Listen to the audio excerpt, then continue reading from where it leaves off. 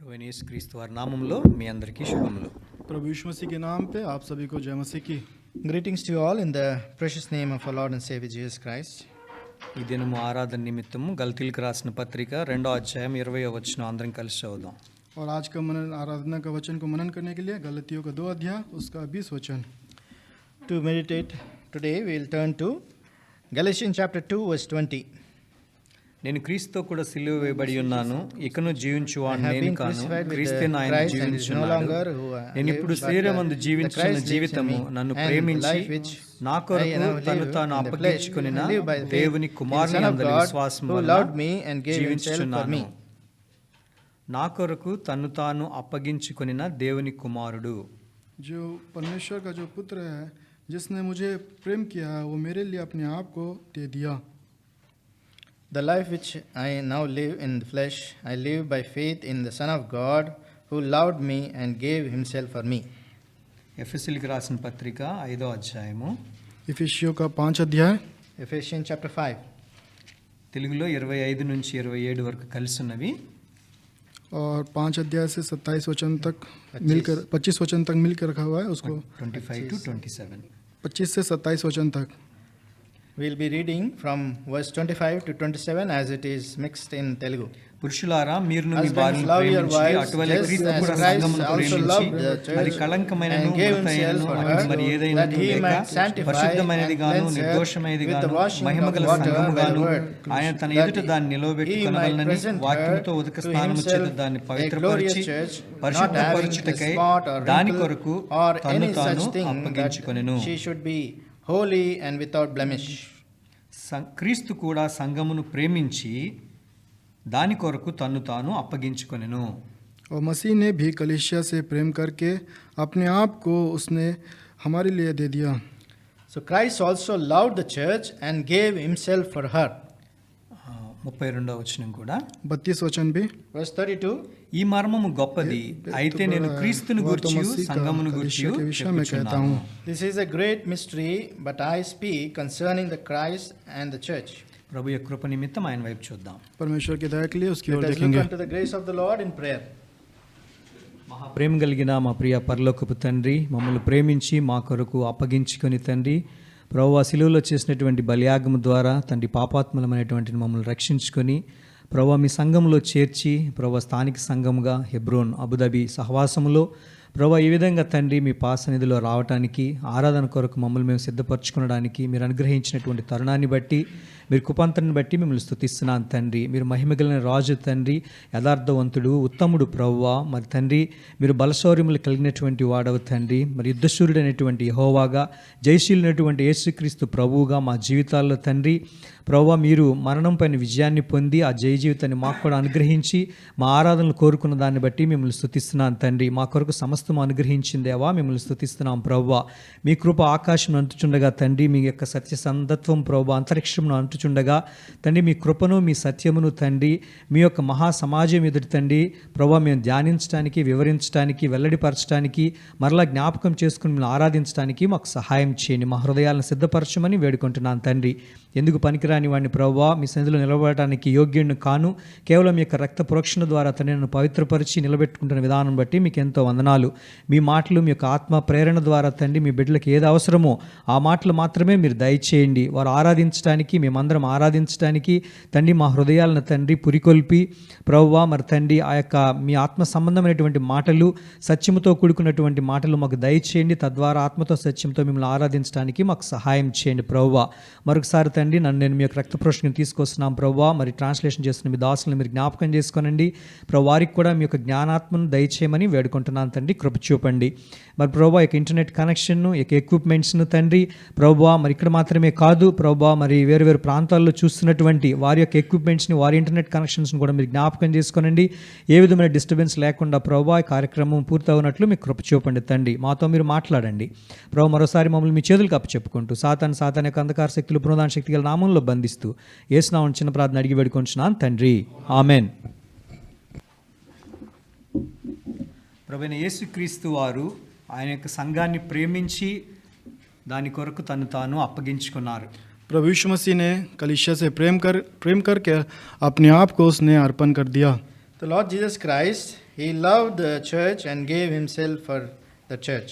ఎఫెసీయులకు రాసిన పత్రిక 5వ అధ్యాయంలో మనం చూసినప్పుడు అపోస్తలుడైనటువంటి పౌలు సంఘం యొక్క వివరణను మనకు అర్థమయ్యే రీతిలో దాన్ని మానవ సంబంధాలతో పోల్చి చెప్తున్నాడు. इफिसियों का 5 अध्याय को जब हम मनन करते हैं, जब उसको देखते हैं, तो संत पौलुस उसको मानव के रूप में जो समझने के लिए विस्तार रूप से इसमें लिखा हुआ है. If we observe in Ephesians chapter 5, Apostle Paul is explaining about the characters of the church by comparison with the man's life. పురుషుడు స్త్రీ వారి యొక్క వివాహ బంధము, వారు భార్యాభర్తలుగా ఉండుట, దానిని మరి పోల్చి చెప్పుచు ప్రభువైన యేసుక్రీస్తు వారి యొక్క గొప్ప కార్యాన్ని, ఆయన యొక్క త్యాగాన్ని మనకు వివరించడానికి ప్రయత్నం చేస్తున్నాడు. और पति पत्नी के बीच जो प्रेम के बारे में और परमेश्वर के और कलीसिया का जो बीच के जो प्रेम के बारे में विस्तार रूप से इसमें लिखा हुआ है. Man and his wife, how they have their intermingle in the love, in the same way church and the Christ, how they the Lord is loving the church.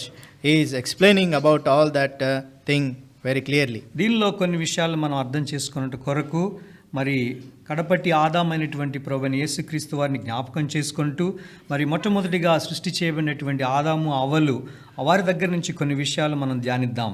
और इस विषय को मनन करने के लिए हम पहले आदम के बारे में हम मनन करेंगे. जो अदन की वाटिका में जो आदम हवा थे उसके बारे में हम थोड़ा सा वचन को मनन करेंगे. In concerning with this, we will try to meditate upon the second Adam and also the Adam and Eve who were in the Garden of Eden. ఆదికాండము 2వ అధ్యాయము उत्पत्ति उसका 2रा अध्याय. Genesis chapter 2. 20 నుంచి 24 వరకు అందరం కలిసి చదువుదాం. और 20 से 24 वचन तक हम मिलकर पढ़ेंगे. We will read from verse 20 on to 24. అప్పుడు ఆదాము సమస్త పశువులకును ఆకాశ పక్షులకును సమస్త భూజంతువులకు పేర్లు పెట్టెను.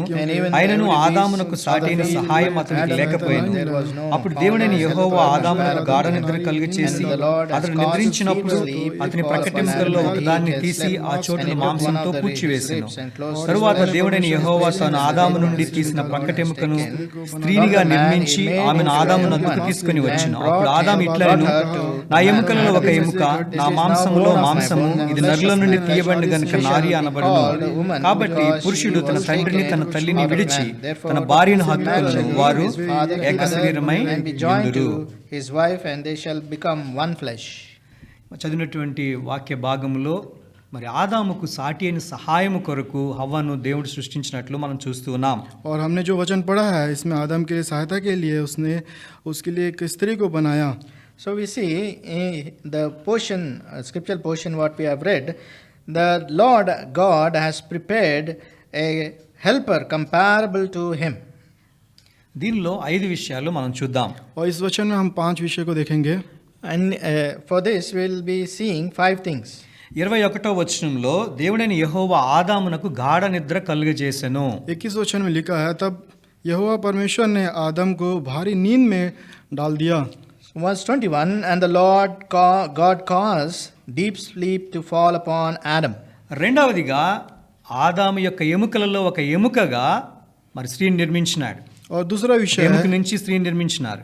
और दूसरी बात यह है कि परमेश्वर ने एक पसली निकाल कर उसमें से एक हड्डी को उसने जोड़ दिया.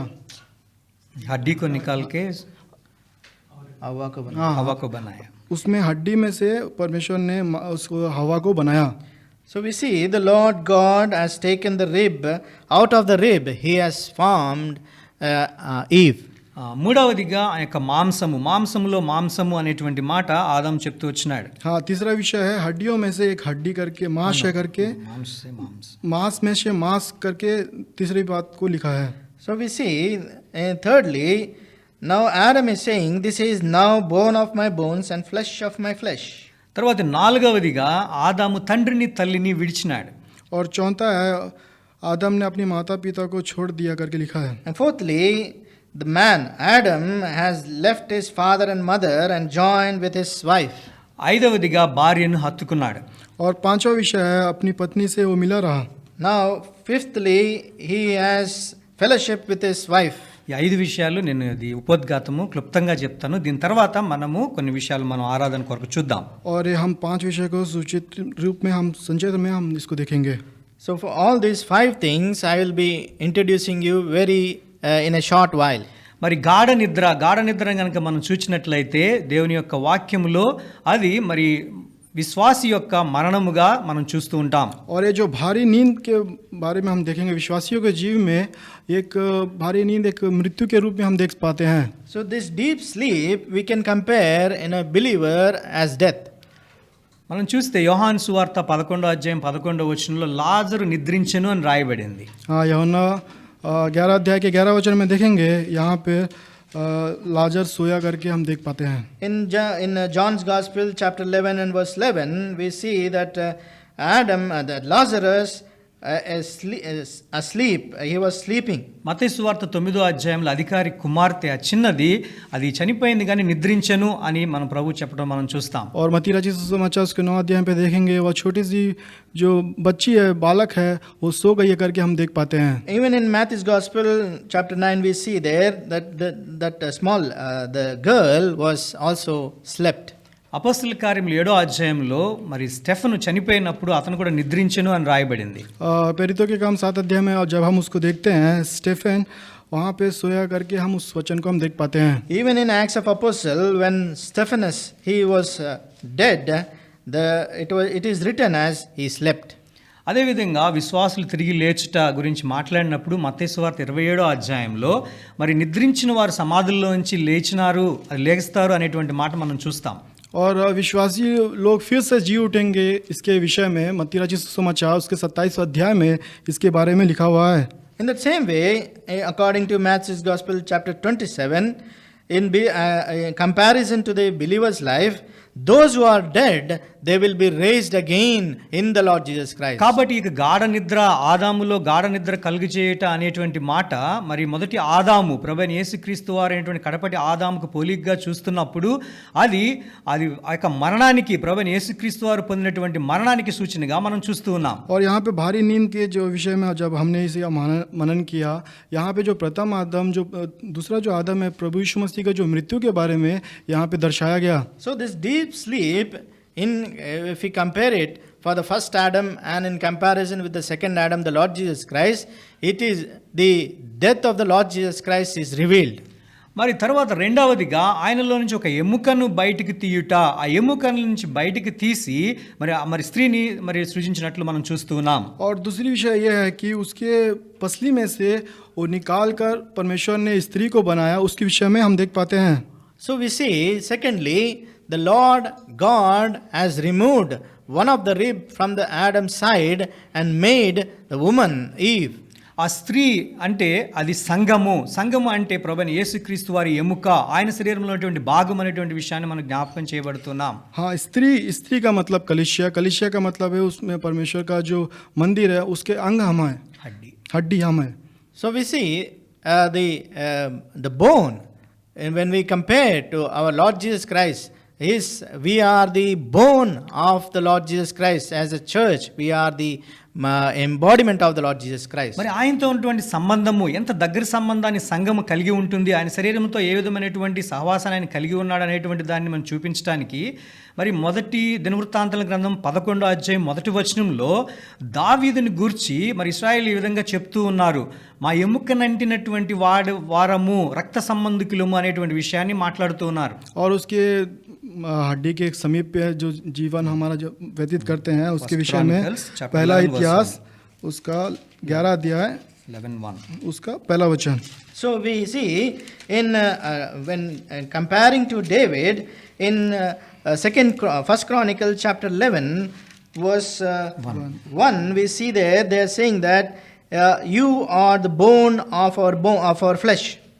అది ఎముకనంటిన వారము రక్త సంబంధులము అని వారు దావీదుకు చెప్తూ ఉన్నారు. और यहाँ पे दाऊद को कहते हैं एक ही हड्डी का मांस है करके यहाँ पे दाऊद को कहते हैं. So the Israelites, they came together and saying to David in Hebron that indeed we are your bone and your flesh.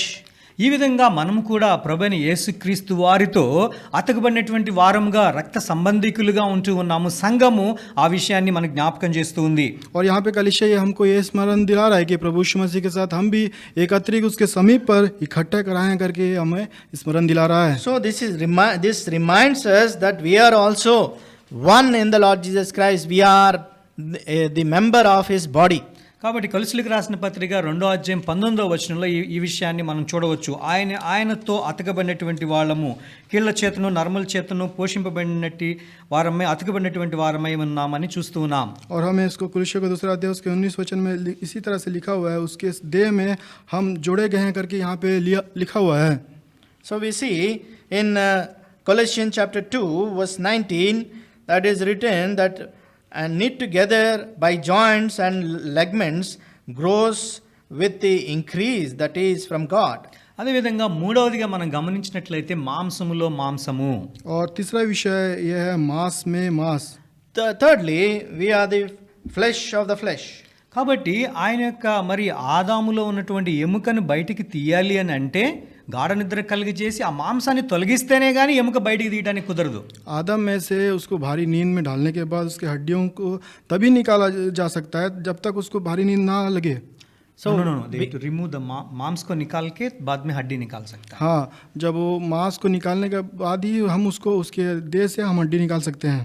Only when Adam is in deep sleep, then only we can remove that flesh. We can open that flesh and remove that bone out of his body. ఆ మాంసాన్ని తీయాలి, అక్కడ ఖాళీ చేయాలి అక్కడ.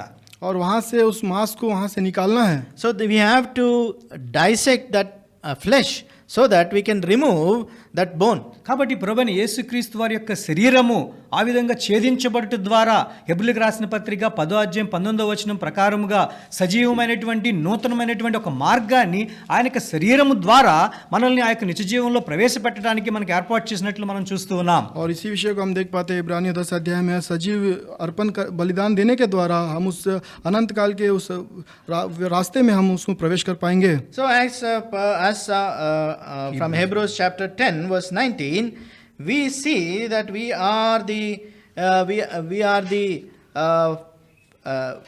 are brought out of the flesh of the Lord Jesus Christ.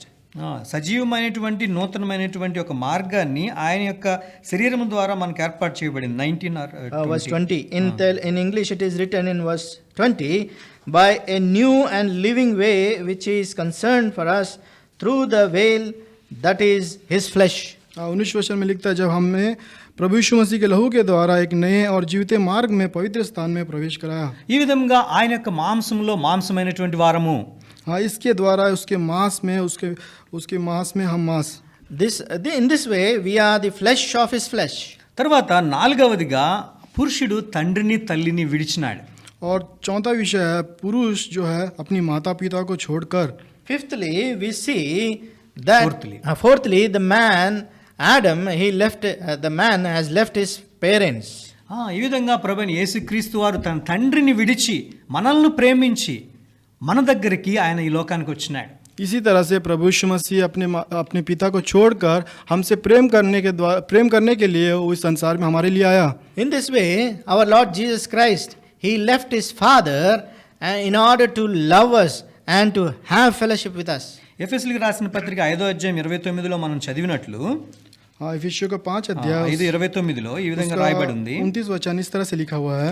Ephesians chapter 5 and verse 29, it is written, తన శరీరమును ద్వేషించిన వాడెవడను లేడు గాని ప్రతివాడును దానిని పోషించి సంరక్షించుకొనును. మనము క్రీస్తు శరీరమునకు అవయవమై ఉన్నాము గనుక అలాగే క్రీస్తు కూడా సంఘమును పోషించి సంరక్షించున్నాడు. దీనిలో భాగం ఏంటంటే తన శరీరమును ద్వేషించిన వాడు ఎవడనూ లేడు. और इसका मुख्य अंश ये है कि क्योंकि कभी ने किसी अपने शरीर से बैर नहीं रखा. So verse 29, for no one ever hated his own flesh, but nourished and cherished it, just as the Lord does the church. ఈ విధంగా మరి ప్రభువైన యేసుక్రీస్తు వారు తన సంఘాన్ని ప్రేమించినాడు, దాన్ని ఎప్పుడు కూడా ద్వేషించలేడు. ఆయన అంతగా ప్రేమిస్తున్నాడు కాబట్టి తండ్రిని, తన ఇంటిని, తనకున్నటువంటి సమస్తాన్ని కూడా వదిలిపెట్టి ఈ లోకానికి వచ్చినాడు. इस तरह से प्रभु यीशु मसीह भी अपनी कलीसिया को पिता से प्रेम किया, इसीलिए प्रेम करने के द्वारा उसने उस स्वर्ग राज को छोड़कर वो संसार में हमारे लिए वो आया. So in that way, the Lord Jesus Christ loved the church. Therefore, he left the heavenly place and the Father and came down to this earth to love the church. ఐదవదిగా తన భార్యను హత్తుకున్నాడు. और पांचवा विषय है, वो अपनी पत्नी से मिला रहा. Fifthly, he was knit together with his wife.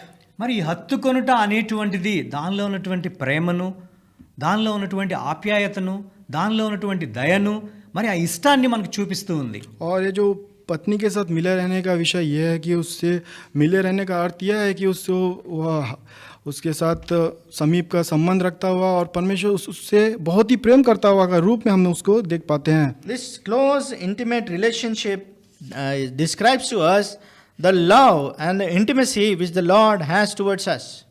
మరి సామెతల గ్రంథము 18వ అధ్యాయం 24వ వచనము రెండో భాగంలో మనం చూస్తే नीति वचन 18:24 సెకండ్ పోర్షన్ 18 अध्याय उसका दूसरा वचन 24 वचन. Proverbs chapter 18 verse 24 second portion. సహోదరుని కంటెను ఎక్కువగా హత్తియుండు స్నేహితుడు కలడు. परंतु ऐसा मित्र होता है जो भाई से भी अधिक मिला रहता है. But there is a friend who sticks closer than a brother. అలాగే యోహాను సువార్త 15వ అధ్యాయం 13వ వచనంలో మన కొరకు ప్రాణం పెట్టినటువంటి మన స్నేహితుడైనటువంటి ప్రభువైన యేసుక్రీస్తు వారు మనం చూస్తూ ఉన్నాం. और यूहन्ना रचित सुसमाचार उसका 15 अध्याय में हम देखेंगे हमारे लिए प्रेम करने के लिए प्रभु यीशु मसीह 15:13 उसका 13 वचन మనల్ని ప్రేమించి స్నేహితుని వలె మన కొరకు ప్రాణం పెట్టినాడు. वो हमसे प्रेम करने के द्वारा हमारे लिए अपने आप को प्राण दे दिया. So John's Gospel chapter 15 verse 13, greater love has no one than this, than to lay down one's life for his friend. So the Lord Jesus Christ as a friend lay down his life for us. కాబట్టి ఆయనకు ప్రేమ ఎంత గొప్పదంటే తన ప్రాణాన్ని పెట్టినాడు, తద్వారా మన దగ్గరకు వచ్చి మనల్ని హత్తుకొని సంఘాన్ని హత్తుకొని ఆ విధంగా ఆయన తన ప్రేమను మనకు కనపరుస్తూ ఉంటున్నాడు. देखिए उसका प्रेम इतना महान है कि उस कलीसिया से प्रेम करने के द्वारा हमसे वो मिला रहा कि उससे अपने आप को उसने हमारे लिए वो दे दिया. So the Lord, he loved the church so much that he gave up everything and came down and knit together with the church in order to express his love.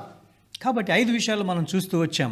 ఆయన యొక్క మరణము, అదేవిధంగా మరి ఆయన యొక్క మరి ఆయన ఉన్నటువంటి ఆ యొక్క ఆయన త్యాగము, శరీరము, తరువాత ఆయన కాచినటువంటి రక్తము, తరువాత ఆయన ఏ విధంగా తండ్రిని మరి వదిలిపెట్టి వచ్చినాడో, తర్వాత ఏ విధంగా సంఘాన్ని హత్తుకుంటూ ఉన్నాడో మనం చూస్తూ వచ్చినాం. हमने 5 विषय को मनन किया, किस तरह से वो कलीसिया से प्रेम किया और किस तरह से मिला रहा, किस तरह से वो अपने आप को अर्पण कर लिया और किस तरह से वो हमारे समीप में था. वो 5 विषय को हमने मनन किया है. So we see we have seen the 5 things, how the the death of the Lord Jesus Christ and his bone and his flesh and also his blood and sacrifice and leaving his father and came down to this earth to love the church. కాబట్టి ఈ మర్మాన్ని అపోస్తలుడైనటువంటి పౌలు మనకి ఎఫెసీయులకు రాసిన పత్రిక 5వ అధ్యాయములో మనం 25 నుంచి 30వ వచనం వరకు మనకు వివరిస్తూ ఉన్నాడు.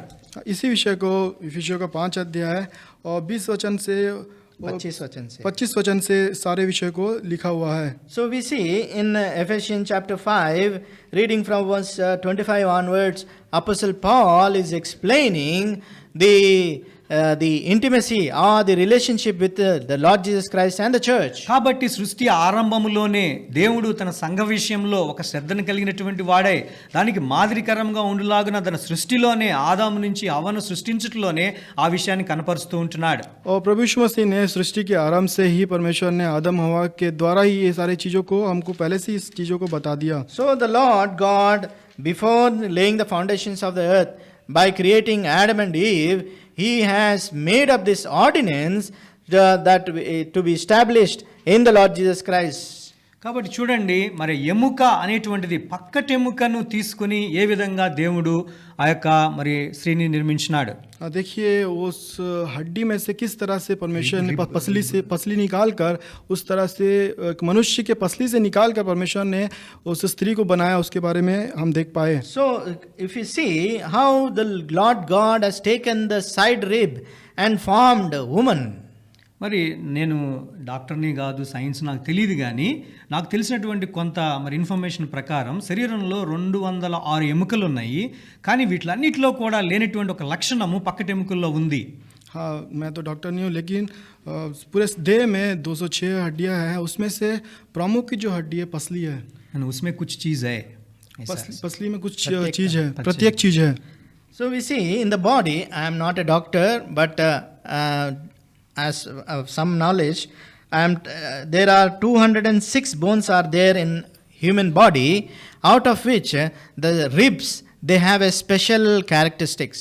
ఈ యొక్క మరి పక్కటెముక దాన్ని కనుక జాగ్రత్తగా బయటికి తీసి ఉంచినట్లయితే అది తిరిగి జీవాన్ని పొందేటువంటి రీజనరేటింగ్ కెపాసిటీ దానికి ఉందన్నమాట.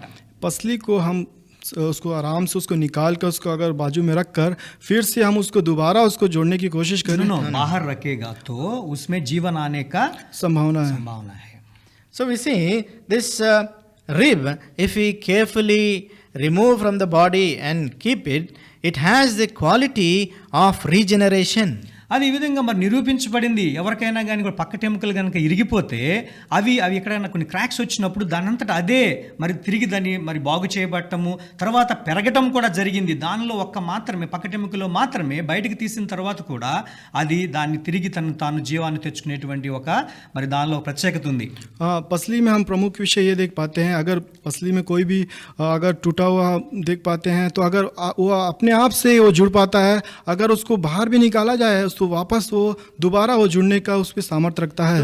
Only the rib has the special quality or the characteristics that if there is any damage or any brokenness in that, it regenerates itself, and also when it is kept outside also it regenerates itself. కాబట్టి ఒక ప్రత్యేకతను కలిగినటువంటి వారే ఆ విధమైన పక్కటెముక నుంచి సంఘాన్ని మరి సృష్టించటం, ఈ విధంగా మనందరినీ కూడా సృష్టించటం అనేటువంటిది ఆయనకి జీవాన్ని మనలో ప్రవహింపజేయటము, ప్రాణాన్ని ప్రవహింపచేస్తూ ఉన్నాడు, సంఘముగా ఆయనకి జీవాన్ని మనలో ప్రవహింపచేస్తూ ఉన్నాడని మనం జ్ఞాపకం చేయబడుతూ ఉన్నాం. और प्रत्येक विषय ये ही कि प्रभु यीशु मसीह ने हमें भी इस तरह से सृजनहार किया और हमें भी परमेश्वर ने कलीसिया से प्रेम करके हमारे अंदर भी उस तरह से प्राण दिया. So we see the Lord, He has taken out that rib, that church, and He has poured out His life, and He poured out His Spirit in it, that we may have life in fullness. కాబట్టి ఈ దినము మన శరీరంలో ఉన్నటువంటి ఎముకల్ని, ఏ ఎముకను మనం చూసినా ఇలా తడుముకున్నప్పుడు మనకి పక్కటెముక చూసినా మన శరీరంలో ఎక్కడ పట్టుకున్నా ఎముకే తగులుతుంది. కాబట్టి మనకి మన ప్రభువైన యేసుక్రీస్తు వారిలో భాగం అన్న విషయం మనం జ్ఞాపకం చేయబడతా ఉన్నామా? हाँ, इस तरह से जब हमारे देह को जब हम देखते हैं तो हमारे देह में अनेक तरह की हड्डियां हैं. जब हम उस हड्डियों को जब छूते हैं तो हमें ये स्मरण आता है कि हम प्रभु यीशु मसीह के साथ हम हैं क्या करके. So in our body there are many bones. Whenever we touch ourselves, we feel in everywhere that we are consisting of bones. So is that reminding us that we are the bone of the Lord Jesus Christ. అయితే ఈ మనం చదివినటువంటి సందర్భము ఆదాము పాపములో పడకముందు సందర్భం ఇది. और ये जो संदर्भ जो हमने जो पढ़ा है आदम जो पहले पाप में पड़ने से पहले का विषय यहाँ पे लिखा हुआ है. So this incident which we have read now is before he was fallen into the sin. కాబట్టి ఆదాం పాపంలో పడ్డాడు, హవ్వ పాపంలో పడింది, మనందరం కూడా పాపంలో పడినాము. కాబట్టి పాపంలో పడిన తర్వాత మన ఎముకలు ఎలా ఉన్నాయి అనేటువంటిది 5 విషయాలు చాలా త్వరితంగా చూద్దాం. आदम ने भी पाप किया, हवा ने भी पाप किया, हमने भी पाप किया. पाप में पड़ने के बाद उनकी हड्डियां किस तरह से रहती है उसके बारे में हम 5 विषय को हम देख पाएंगे. So after Adam and Eve, they both were fallen and we were also fallen in sin. How we are in that sin, what is our condition? We will try to quickly explain in 5 ways. కీర్తన గ్రంథం 38వ అధ్యాయం 3వ వచనం. भजन संहिता उसका 38वां अध्याय उसका 5 वचन, तीसरा वचन. Psalms 38 verse 5. 3 verse 3. రెండవ భాగము. నా పాపమును బట్టి నా ఎముకలలో స్వస్థత లేదు. मेरे पाप के कारण मेरी हड्डियों में कुछ भी चैन नहीं. There is no soundness in my flesh because of your anger. నా పాపమును బట్టి నా ఎముకలలో స్వస్థత లేదు. In second portion it is written, nor any health in my bones because of my sin. కాబట్టి నాలో వచ్చినటువంటి పాపాన్ని బట్టి దేవునితో సంబంధం కలిగినటువంటి నా ఎముకల్లో పాపం వచ్చింది. ఆ యొక్క పాపం వల్ల స్వస్థత లేదు ఇప్పుడు. हाँ प्रभु, मेरे पाप के कारण जो मेरे हड्डियों में वो चैन ना रहा.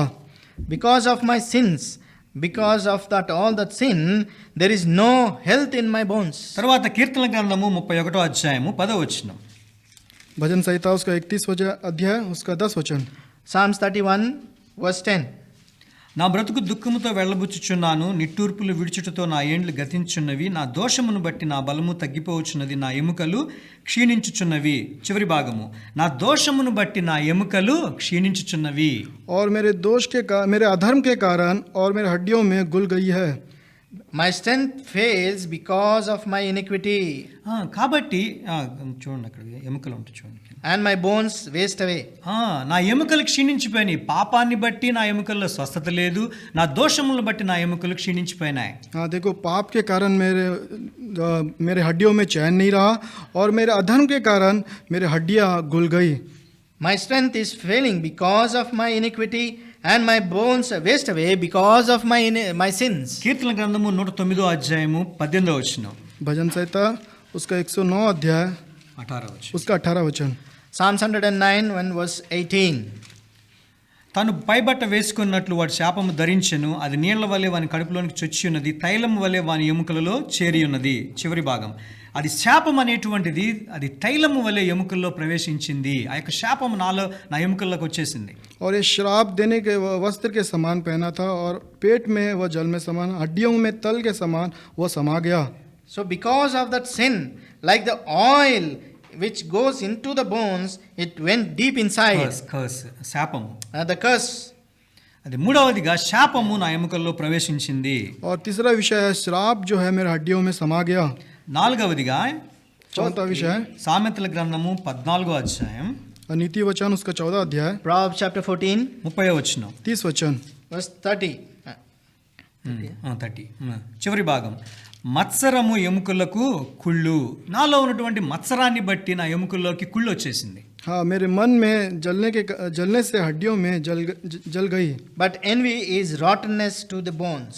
నాలుగవదిగా నాలో ఉన్నటువంటి మత్సరము ఆ కుళ్ళుని తీసుకుని వచ్చి నా ఎముకలు కుళ్ళిపోయినాయి. हाँ, इसके वजह से हमारी जो हड्डियाँ है वहाँ पे सट गई. So fourthly, envy has brought rottenness to our bones. ఐదవదిగా సామెతల గ్రంథం 17వ అధ్యాయం 22వ వచనం. पांचवा विषय है नीति वचन उसका 17 अध्याय 22. उसका 22 वचन. Proverbs chapter 17 verse 22. చివరి భాగం, నలిగిన మనస్సు ఎముకలను ఎండిపోజేసెను. परंतु मन के टूटने से हड्डियों में सूख जाती है. But a broken spirit dries the bones. నాలో ఉన్నటువంటి దుఃఖం చేత, సంతోషం లేకపోవడం చేత, ఆ యొక్క సమాధానం లేకపోవడం చేత నా ఎముకలు ఎండిపోయినాయి. और मेरे अंदर पे ना शांति सुख नहीं रहने के कारण मेरे मन में जो हड्डियां हैं सूख गई. Because of sorrow and there is no peace in me, therefore my bones have been dried up. ఆయనలోంటి తీయబడినటువంటి ఎముకగా మరి ఆ యొక్క జీవాన్ని పొందుకుని జీవించాల్సినటువంటి నేను నా యొక్క మరి పాపమును బట్టి, నా యొక్క దోష పాపమును బట్టి స్వస్థత లేదు, దోషమును బట్టి మరి క్షీణత వచ్చేసింది, బలహీనత వచ్చేసింది. తరువాత శాపము తైలం వలె నాలో వచ్చింది. మత్సరాన్ని బట్టి నా ఎముకలు కుళ్ళిపోయినవి. నాలో ఉన్నటువంటి ఆ యొక్క సమాధానం లేకపోవడాన్ని బట్టి ఎముకలు ఎండిపోయినాయి. అది నా పరిస్థితి. अभी मेरी परिस्थिति इस तरह से उसके परमेश्वर के देह से जो हड्डी हमारा देह है उसके कारण जो हमारा हड्डी उसके अधर्म के कारण, पाप के कारण हमारी हड्डी सूख गई है और अधर्म के कारण हमारे जो पाप गल गए, मेरी हड्डी जो है गल गई है. So the rib, the bone which was taken out of the Lord Jesus Christ, now it should have been put on the life, but because of my sinful nature, because of my iniquity, because of the cursedness, it entered into my bones as the oil, and also the envy has brought rottenness into my life. ఎజ్కేల్ గ్రంథం 37వ అధ్యాయము 7వ వచనం. HKL उसका 37 अध्याय उसका 7 7, वचन. 8, 9 తొందరగా కలిసి చదువుదాం. 7, 8, 9. ఎజ్కేల్ చాప్టర్ 37 verses 7, 8, 9. HKL 27 अध्याय उसका 7, 8, 9 वचन. Ezekiel chapter 37, reading from 7 to 9.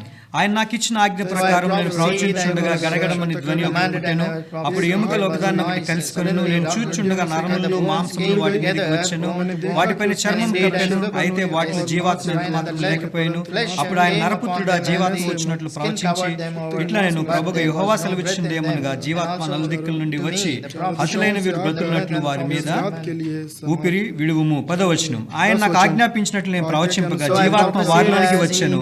వారు సజీవులై లేచి brethren లెక్కింపశక్యము came గాని into them, మహాసైన్యమై and they lived and stood నిలిచిరి. और एक up बहुत in the सी feet बड़ी an सेना हो exceedingly great army. కాబట్టి ఎండిపోయినటువంటి ఎముకల్లాగా ఉన్నటువంటి మన జీవితాల్లో ఆయన యొక్క ప్రవచన వాక్యం మన యొద్దకు వచ్చుట ద్వారా మరి తిరిగి దానిలో జీవాన్ని తీసుకుని వచ్చి దానిపైన మాంసాన్ని పెట్టి నరాలను పెట్టి ఆ యొక్క చర్మంతో కప్పి తనకు జీవాత్మను మనలో ఉంచి తిరిగి ఆయనలో సజీవులుగా మనం చేసి ఉంటున్నాడు. देखिए हमारी सूखी हड्डियों में परमेश्वर ने क्या किया, उसकी भविष्यवक्ताओं के द्वारा हमारी हड्डियों में उसने मांस डाला, चमड़े डालने के द्वारा हम उसके अंदर पे जीवन भी प्रवेश कराया.